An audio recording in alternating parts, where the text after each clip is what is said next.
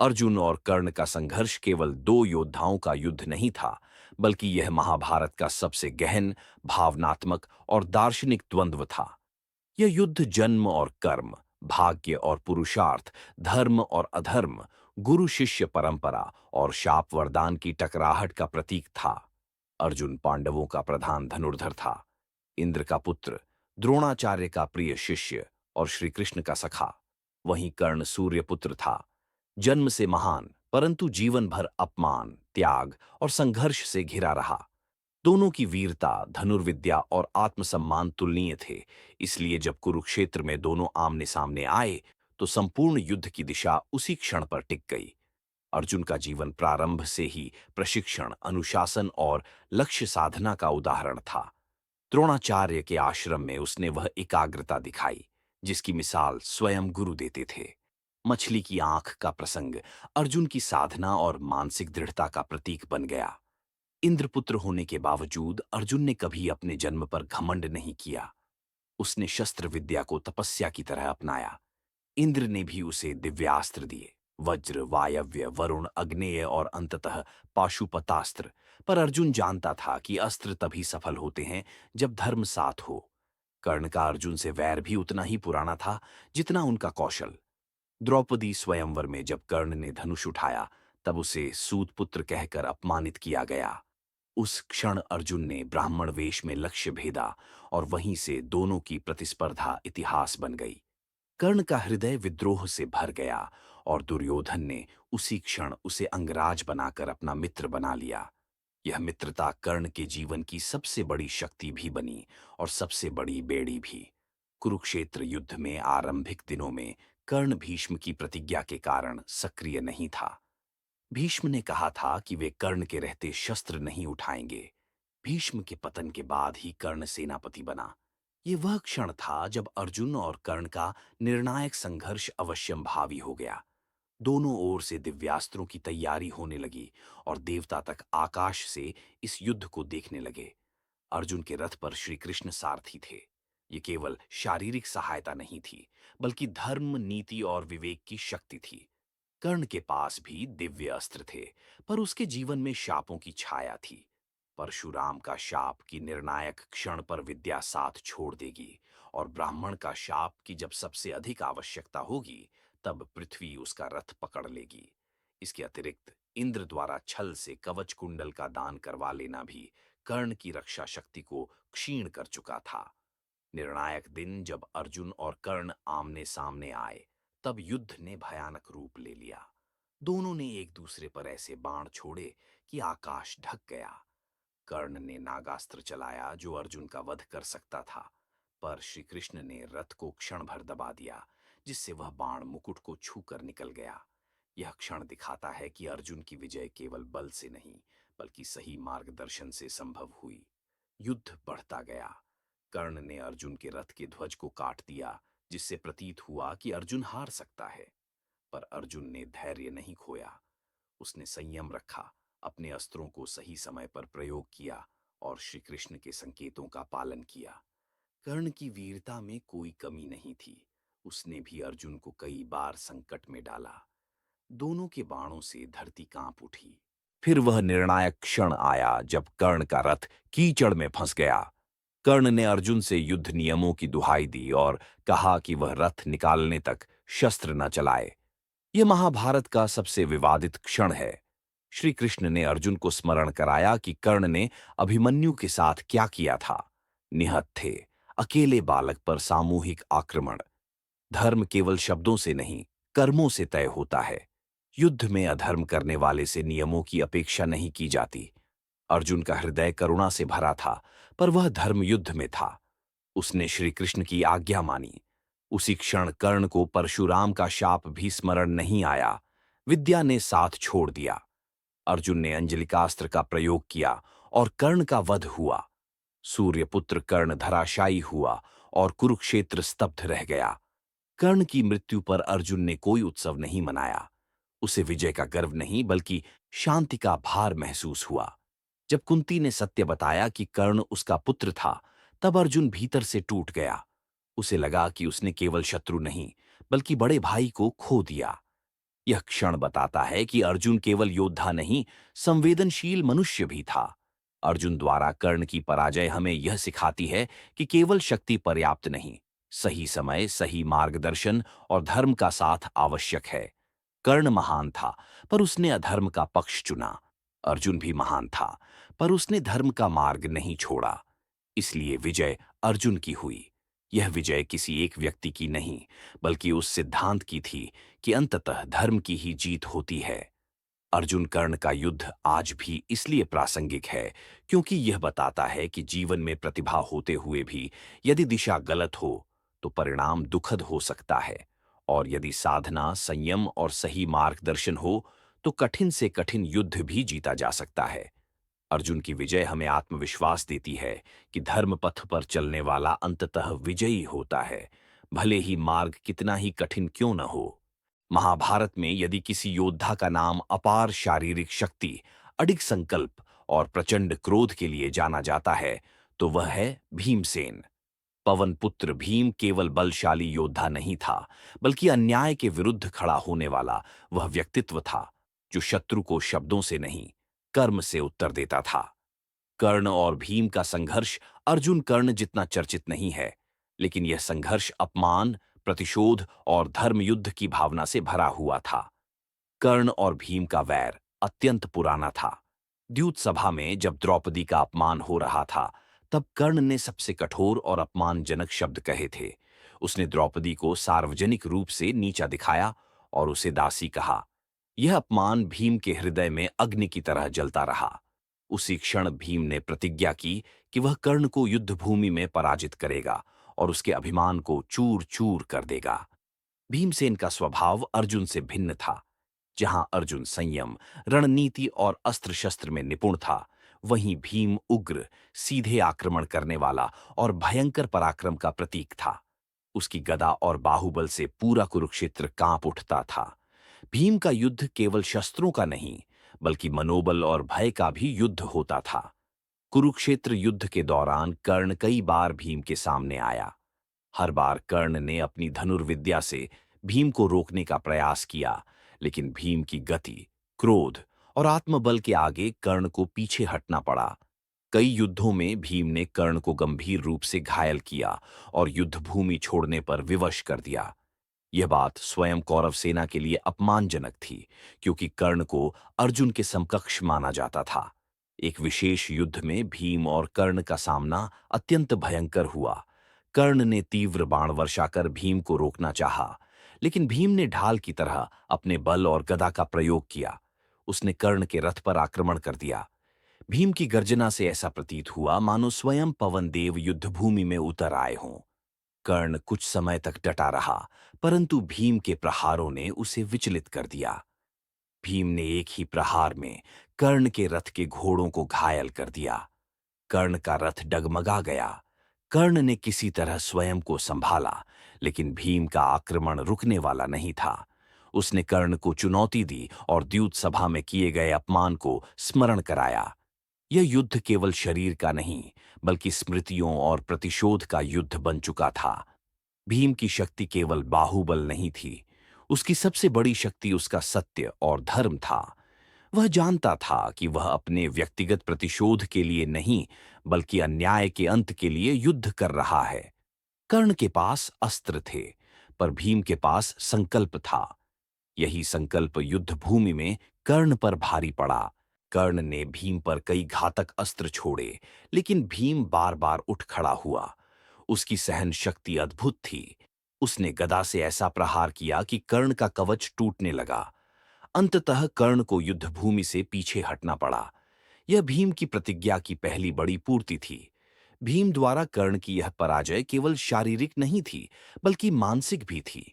कर्ण, जो स्वयं को अजेय मानता था, उसे यह स्वीकार करना पड़ा कि भीम के सामने वह टिक नहीं पाया। यह पराजय कर्ण के आत्मविश्वास पर गहरी चोट थी। कौरव सेना में यह चर्चा फैल गई कि भीम को रोक पाना किसी के लिए सरल नहीं है। इस पराजय के बाद भीम का आत्मबल और बढ़ गया। उसने एक एक कर दुर्योधन के भाइयों का वध किया और अपनी प्रतिज्ञाएं पूरी कीं।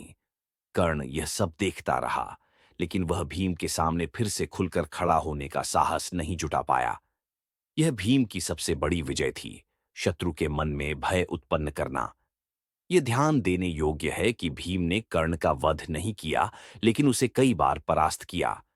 महाभारत में पराजय केवल मृत्यु से नहीं, बल्कि युद्ध भूमि से हटने से भी मानी जाती है।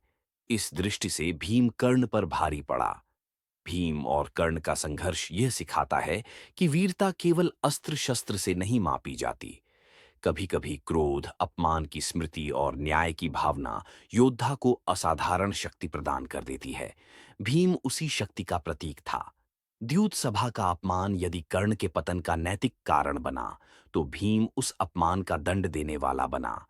भीम ने न केवल कर्ण को हराया, बल्कि यह सिद्ध किया कि अधर्म का साथ देने वाला कितना भी महान क्यों न हो, उसे अपमान और पराजय का सामना करना ही पड़ता है। अंततः भीमसेन की कर्ण पर विजय यह संदेश देती है कि धर्म युद्ध में केवल कौशल नहीं, साहस और न्याय की भावना भी आवश्यक है। भीम का क्रोध विनाशकारी था, लेकिन वह क्रोध अन्याय के विरुद्ध था। यही कारण है कि भीम का पराक्रम आज भी अन्याय के खिलाफ खड़े होने की प्रेरणा देता है। महाभारत में सात्यकी, जिसे युयुधान भी कहा जाता है, अक्सर अर्जुन, भीम और कर्ण जैसे महान योद्धाओं की छाया में रह जाता है। लेकिन वास्तविकता यह है कि सात्यकी उस युग के सबसे निर्भीक, निष्ठावान और प्रचंड योद्धाओं में से एक था। वह श्री कृष्ण का परम भक्त, यादव वंश का गौरव और अर्जुन का प्रिय शिष्य था। सात्यकी का युद्ध केवल पराक्रम का नहीं, बल्कि धर्म, निष्ठा और कर्तव्य का युद्ध था। जब उसका सामना कर्ण से हुआ, तब यह टकराव दो महान योद्धाओं के साथ साथ दो विचारधाराओं का भी संघर्ष बन गया। सात्यकी का व्यक्तित्व प्रारंभ से ही साहसी और स्पष्ट था। वह अवसर की प्रतीक्षा करने वाला नहीं, बल्कि स्वयं अवसर पैदा करने वाला योद्धा था। अर्जुन से शिक्षा प्राप्त करने के कारण उसकी धनुर्विद्या अत्यंत तीव्र और सटीक थी। वह युद्ध भूमि में पीछे हटना नहीं जानता था। दूसरी ओर कर्ण सूर्यपुत्र था, अत्यंत शक्तिशाली, दानवीर और कुशल धनुर्धर, लेकिन उसका जीवन अहंकार, अपमान और गलत पक्ष के चुनाव से जकड़ा हुआ था। सात्यकी और कर्ण की यह भिन्नता ही उनके संघर्ष को विशेष बनाती है। कुरुक्षेत्र युद्ध के दौरान सात्यकी ने कौरव सेना में आतंक मचा दिया था।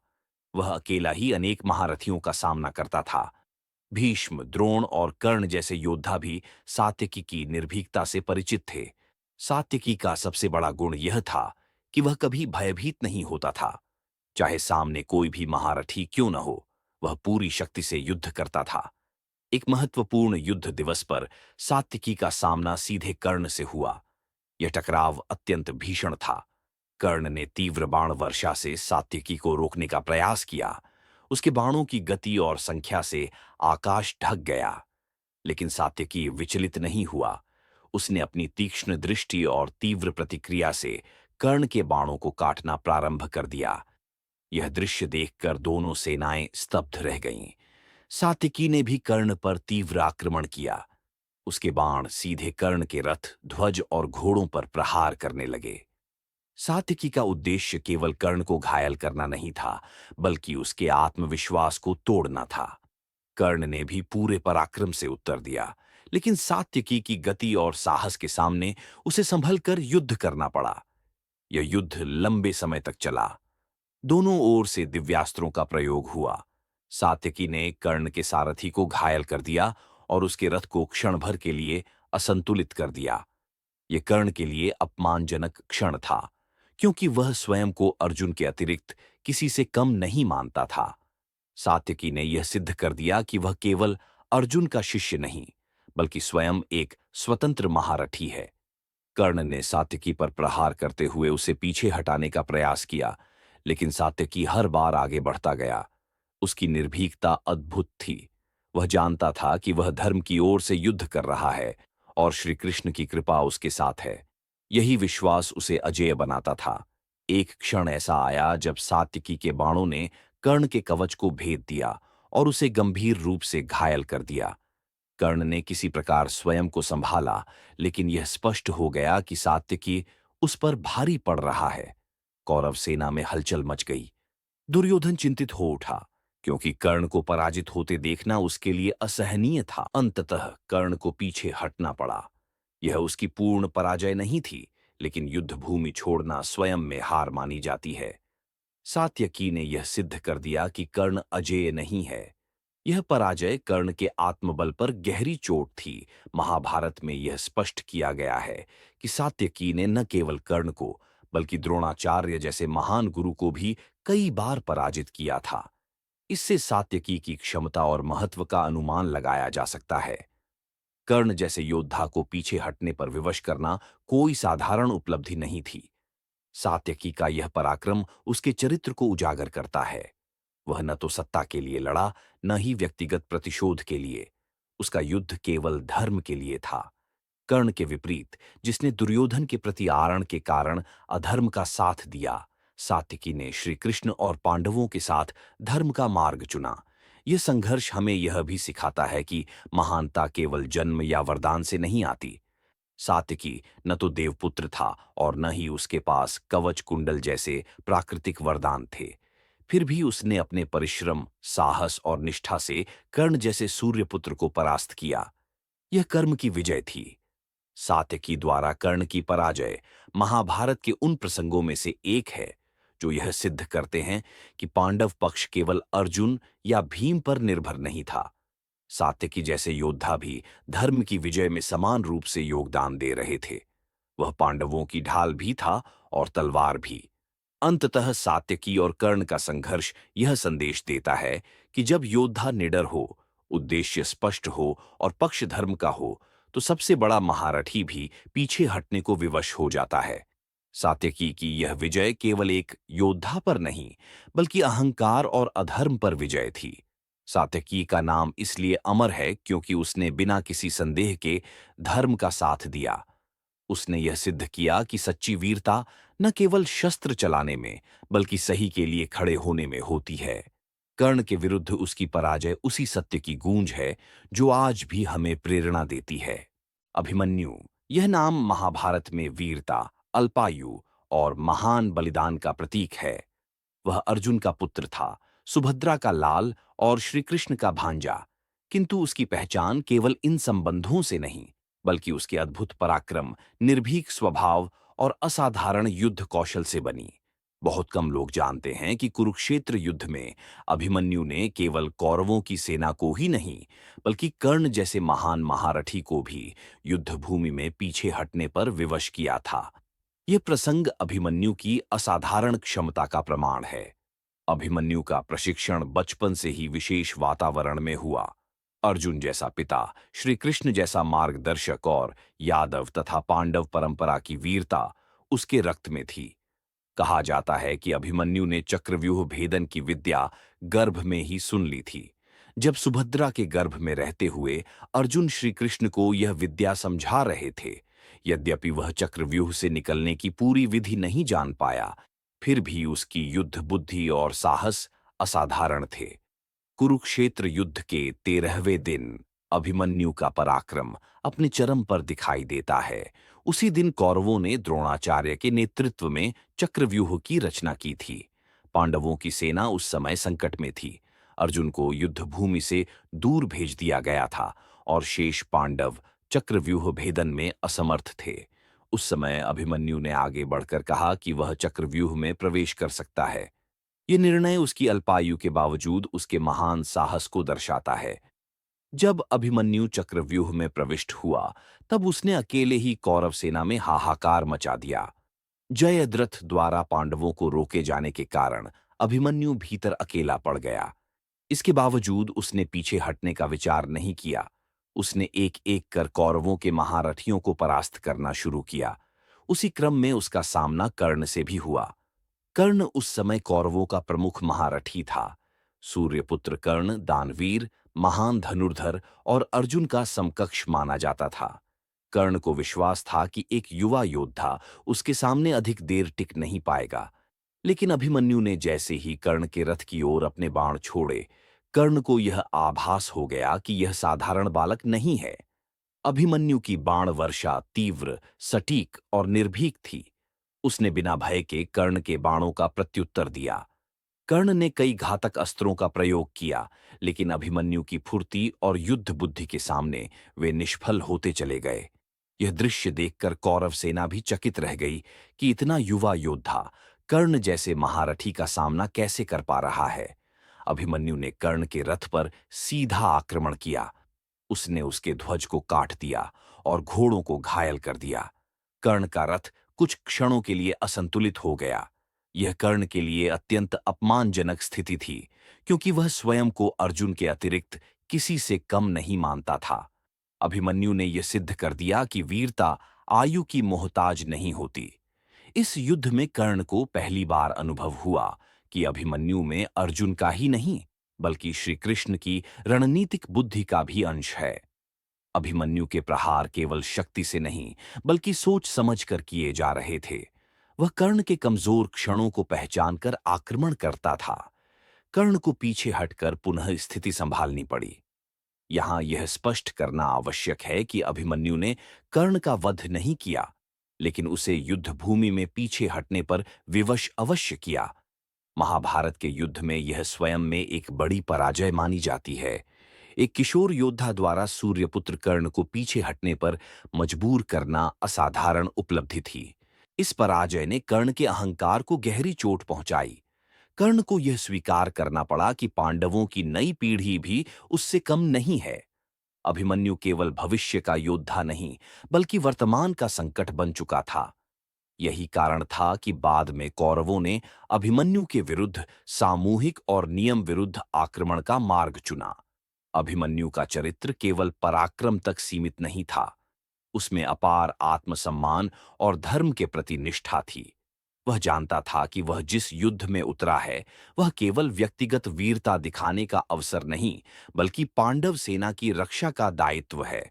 उसने अकेले चक्रव्यूह में प्रवेश कर यह सिद्ध कर दिया कि वह अपने कर्तव्य से पीछे हटने वाला नहीं है। कर्ण और अभिमन्यु के संघर्ष का यह प्रसंग यह भी दर्शाता है कि कौरव पक्ष के महारथी अभिमन्यु से भयभीत हो चुके थे। यदि वह जीवित रहता, तो भविष्य में कौरवों के लिए वह सबसे बड़ा संकट बन सकता था। यही कारण था कि द्रोण, कर्ण, कृपाचार्य, अश्वत्थामा और अन्य महारथियों ने मिलकर उसके विरुद्ध नियमों का उल्लंघन किया। अभिमन्यु की मृत्यु महाभारत की सबसे हृदय विदारक घटनाओं में से एक है। वह युद्ध के नियमों के अनुसार लड़ा, लेकिन उसके साथ नियमों के अनुसार व्यवहार नहीं किया गया। उसकी मृत्यु ने अर्जुन, भीम और श्री कृष्ण को भीतर तक झकझोर दिया। अर्जुन ने उसी क्षण जयद्रथ वध की प्रतिज्ञा की और कौरव पक्ष की हार सुनिश्चित हो गई। यदि अभिमन्यु द्वारा कर्ण की पराजय को व्यापक दृष्टि से देखा जाए, तो यह केवल एक युद्ध प्रसंग नहीं, बल्कि पीढ़ियों के संघर्ष का प्रतीक है। यह दर्शाता है कि धर्म की शक्ति समय के साथ कमजोर नहीं होती, बल्कि और अधिक प्रखर होती जाती है। अभिमन्यु में अर्जुन की साधना, कृष्ण की नीति और पांडवों का धर्म एक साथ प्रकट हुआ। अभिमन्यु का पराक्रम यह सिद्ध करता है कि वीरता केवल दीर्घ जीवन से नहीं, बल्कि महान कर्मों से मापी जाती है। उसने अल्पायु में वह कर दिखाया जो अनेक महारथी जीवन भर नहीं कर पाए। कर्ण जैसे योद्धा को पीछे हटने पर विवश करना उसकी असाधारण क्षमता का प्रमाण है। अंततः अभिमन्यु की कथा हमें यह सिखाती है कि धर्म के मार्ग पर चलने वाला योद्धा भले ही शारीरिक रूप से पराजित हो जाए, लेकिन नैतिक रूप से वह सदैव विजयी रहता है। अभिमन्यु मरा नहीं, वह महाभारत की आत्मा में अमर हो गया। उसकी वीरता, उसका बलिदान और उसका साहस युगों युगों तक प्रेरणा देता रहेगा। परशुराम, यह नाम भारतीय परंपरा में केवल एक योद्धा का नहीं, बल्कि धर्म, तपस्या, क्रोध और न्याय का प्रतीक है। वे भगवान विष्णु के छठे अवतार माने जाते हैं और क्षत्रिय अहंकार के विनाशक के रूप में प्रसिद्ध हैं। परशुराम का जीवन शस्त्र और शास्त्र, तप और क्रोध, करुणा और संहार, इन सभी का अद्भुत संगम है।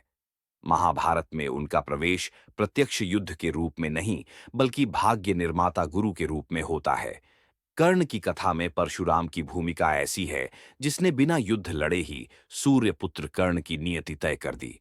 कर्ण और परशुराम का संबंध गुरु और शिष्य का है, किंतु यह संबंध सत्य पर नहीं, बल्कि छल पर आधारित था।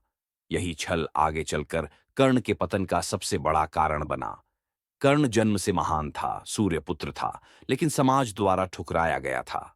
सूतपुत्र कहकर अपमानित किया गया कर्ण यह जानता था कि उस युग में केवल परशुराम ही ऐसे गुरु हैं जो ब्राह्मणों को संपूर्ण दिव्यास्त्र विद्या देते थे। क्षत्रियों से उन्हें घोर घृणा थी, क्योंकि उन्होंने पृथ्वी को 21 बार क्षत्रिय विहीन किया था।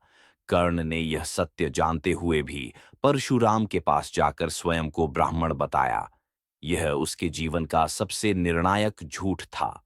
कर्ण का उद्देश्य अधर्म नहीं था, वह केवल ज्ञान प्राप्त करना चाहता था। लेकिन महाभारत यह सिखाता है कि सत्य के बिना प्राप्त किया गया ज्ञान अंततः विनाश का कारण बनता है। परशुराम ने कर्ण की तपस्या, सेवा और अनुशासन को देखा। कर्ण वर्षों तक उनकी सेवा करता रहा। वह बिना थके, बिना शिकायत किए गुरु की आज्ञा का पालन करता था। परशुराम जैसे कठोर तपस्वी भी कर्ण की साधना से प्रभावित हुए बिना नहीं रह सके। उन्होंने कर्ण को दिव्यास्त्रों की शिक्षा दी, ऐसी शिक्षा जो केवल महान योद्धाओं को ही मिलती थी। कर्ण शीघ्र ही परशुराम के सर्वश्रेष्ठ शिष्यों में गिना जाने लगा। उसकी धनुर्विद्या, एकाग्रता और सहन शक्ति अद्भुत थी। परशुराम स्वयं स्वीकार करते थे कि कर्ण में अर्जुन के समान प्रतिभा है, बल्कि कुछ मामलों में उससे भी अधिक। यही वह क्षण था जब भाग्य ने करवट लेनी शुरू की। एक दिन परशुराम कर्ण की गोद में सिर रखकर विश्राम कर रहे थे। तभी एक विषैला कीट कर्ण की जांघ में काटने लगा। पीड़ा असहनीय थी, रक्त बहने लगा, लेकिन कर्ण हिला नहीं। उसने गुरु की नींद भंग नहीं होने दी। जब परशुराम जागे और उन्होंने रक्त देखा, तब उन्हें संदेह हुआ। उन्होंने कहा, इतनी पीड़ा सहन करना ब्राह्मण के लिए संभव नहीं, यह केवल क्षत्रिय ही कर सकता है। कर्ण उस क्षण मौन रहा। परशुराम ने कठोर स्वर में सत्य पूछा। तब कर्ण ने स्वीकार किया कि वह ब्राह्मण नहीं, बल्कि क्षत्रिय है। यही वह क्षण था जब परशुराम का क्रोध प्रकट हुआ। उन्हें अपने शिष्य की प्रतिभा से नहीं, बल्कि उसके झूठ से पीड़ा हुई। परशुराम ने कहा, तुमने मुझसे छल किया है।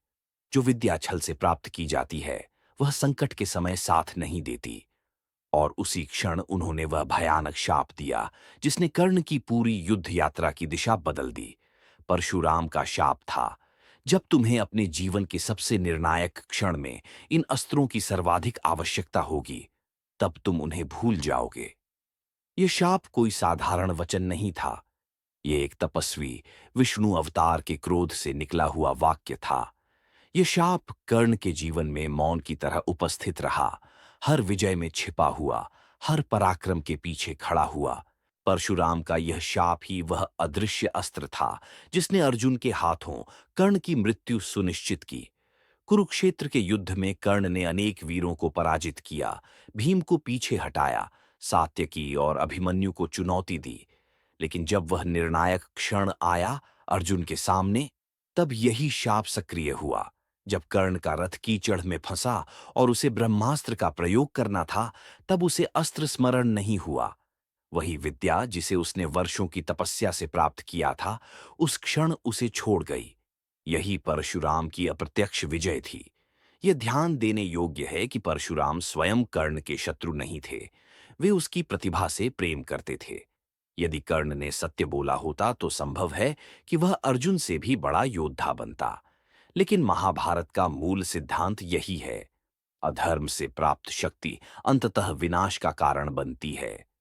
परशुराम केवल कर्ण के गुरु ही नहीं थे, बल्कि भीष्म, द्रोण और कृतवीर्य अर्जुन जैसे योद्धाओं के भी गुरु थे। परशुराम स्वयं अर्जुन से युद्ध कर चुके थे और पराजित भी हुए थे। इसका अर्थ यह है कि परशुराम किसी एक पक्ष के नहीं, बल्कि धर्म के पक्ष में थे। कर्ण की कथा में परशुराम न्यायाधीश की तरह उपस्थित हैं। वे यह सिद्ध करते हैं कि केवल प्रतिभा पर्याप्त नहीं, चरित्र और सत्य भी उतने ही आवश्यक हैं। कर्ण का पतन इसलिए नहीं हुआ कि वह कमजोर था, बल्कि इसलिए हुआ कि उसने एक बार सत्य से समझौता किया। यह भी महत्वपूर्ण है कि परशुराम का शाप क्रोध से निकला, लेकिन वह न्यायपूर्ण था। उन्होंने कर्ण की विद्या वापस नहीं ली। उन्होंने केवल यह कहा कि वह विद्या संकट के समय साथ नहीं देगी, अर्थात कर्ण को अपने कर्मों का फल स्वयं भुगतना था। कर्ण की मृत्यु के बाद जब सत्य सामने आया कि वह कुंती का पुत्र था, तब यह त्रासदी और गहरी हो जाती है। यदि परशुराम को यह झात होता कि कर्ण सूर्यपुत्र नहीं बल्कि पांडवों का भाई है, तो संभवतः इतिहास कुछ और होता। लेकिन महाभारत यदि और किंतु की नहीं, कर्म और फल की कथा है। परशुराम द्वारा कर्ण की पराजय इसलिए सबसे गहरी मानी जाती है क्योंकि यह शारीरिक नहीं बल्कि आध्यात्मिक और भाग्यगत पराजय थी। अर्जुन ने कर्ण का शरीर गिराया, लेकिन परशुराम ने उसकी नियति लिखी। अंततः परशुराम की भूमिका हमें यह सिखाती है कि गुरु केवल ज्ञान देने वाला नहीं बल्कि धर्म का रक्षक होता है। गुरु के साथ छल करना स्वयं भाग्य से छल करना है। कर्ण का जीवन इसका सबसे करुण उदाहरण है। परशुराम आज भी भारतीय चेतना में जीवित हैं, कभी क्रोध में, कभी तप में और कभी न्याय में। और कर्ण की कथा में वे उस मौन शक्ति के रूप में उपस्थित हैं जिसने बिना युद्ध किए ही सबसे महान योद्धा को पराजित कर दिया।